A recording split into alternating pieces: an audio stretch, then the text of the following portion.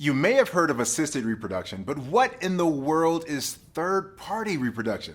Believe me, I totally understand the confusion. And to be honest, third-party kind of sounds like a cheesy sitcom or the name of some caffeine-laced energy drink. And let's be honest, those energy drinks never really work. But fortunately for us, that's not the type of third party we're talking about here. This third party actually works. Given the right information, given the right approach, now be mindful. So what is third party reproduction? Stick around and find out.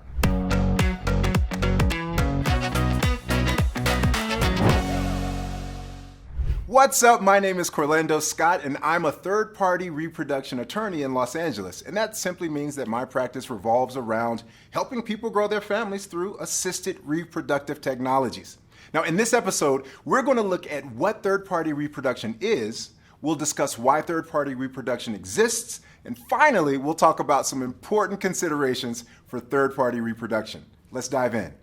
If you're like me and Wikipedia is one of your go-tos for cold hard facts, then you'll find third-party reproduction referred to as donor-assisted reproduction and defined as human reproduction in which DNA or gestation is provided by a third party, someone other than the parents or parent who will raise the child. Thanks, Wikipedia. Now, according to the American Society for Reproductive Medicine, ASRM, third-party reproduction refers to the use of eggs, sperm, or embryos donated by a third person, called a donor, to allow individuals with infertility problems to become parents. This can also include or be used in conjunction with a gestational period by a third party, where a woman other than the intended mother or father of the child carries the fetus and delivers the child. Now, that's not necessarily a short definition, but still a pretty sweet one. For those who are already in the know, third-party reproduction is a form of assisted reproductive technologies, or ART, or as the really cool kids call it, ART.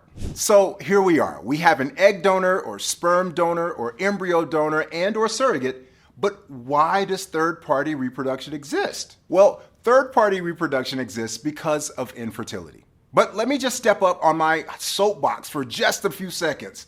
Infertility is not some scarlet letter. It shouldn't be carried around like some type of stigma that makes you hide or sit in denial or feel any kind of shame. It is simply a medical condition that sometimes comes with an explanation and sometimes it's even unexplainable. Yeah, you heard me right. Some fertility issues are unexplainable. I know you think, Doc, it's 2021 and Elon Musk just built a reusable space rocket. You should be able to tell me what's wrong with my baby making, right?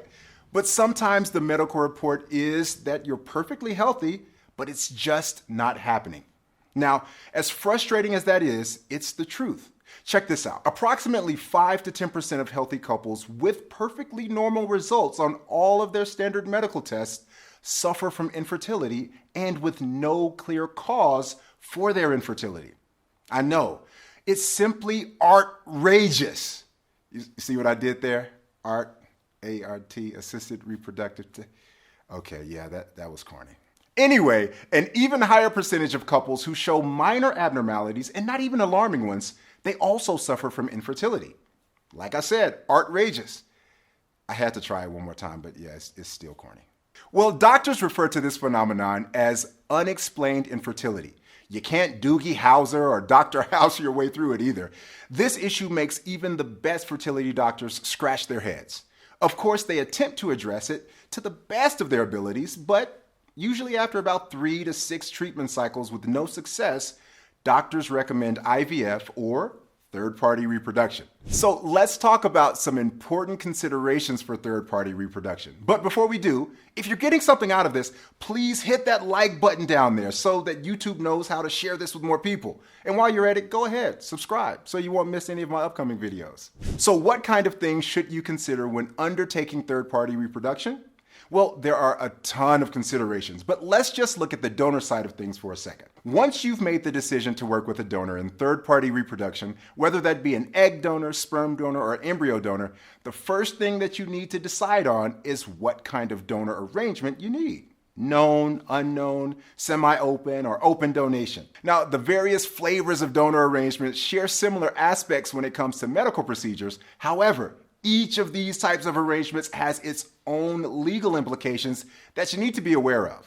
Here's a couple scenarios that will illustrate the various considerations. Will the intended parents or one of the intended parents provide gametes, that's egg or sperm, used to create the embryo, or will the IP or IPs not be genetically related to the child? Another scenario is whether one of the intended parents will be giving birth to the child, or will they work with a surrogate to carry the child to term?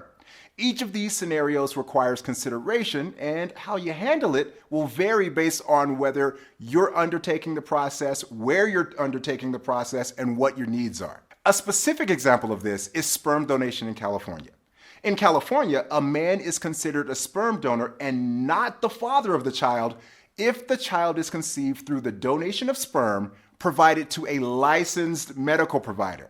However, the donor can still be relieved of parental responsibility even if it's an at-home type of donation. If there's a signed donor agreement before conception, or if there's clear and convincing evidence of an oral agreement prior to conception. I've had people call my office and say, hey, I need a donor agreement. And I'm like, okay, let's talk about where you are in the process.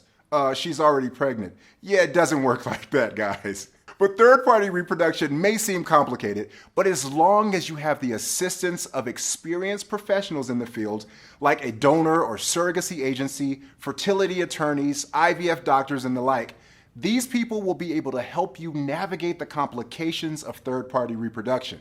Now, speaking of helping you navigate, if you're considering embarking on a surrogacy journey, I have something for you. It's a free gift. It's called the Surrogacy Roadmap, and it walks you through each step of the surrogacy process from beginning to end. So if you want that, simply click on the link below and you'll be taken to thesurrogacyroadmap.com, and you can get your hands on that valuable resource for free.